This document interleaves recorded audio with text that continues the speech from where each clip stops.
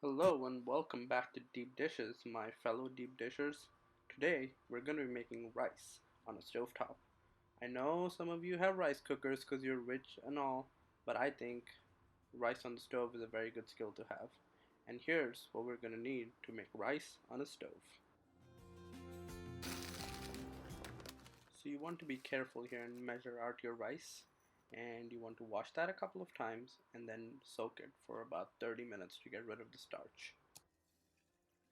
Take your 2 cups of water and start boiling them, and make sure you season that water and add a little bit of oil to it as well. Make this rice fancy schmancy by adding your fennel seeds and your cumin seeds. Add your rice and give it a good quick stir, then cover it and keep it on low for exactly 17 minutes.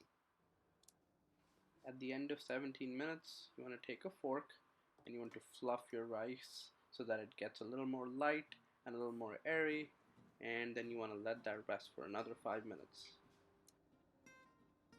Look at that beauty.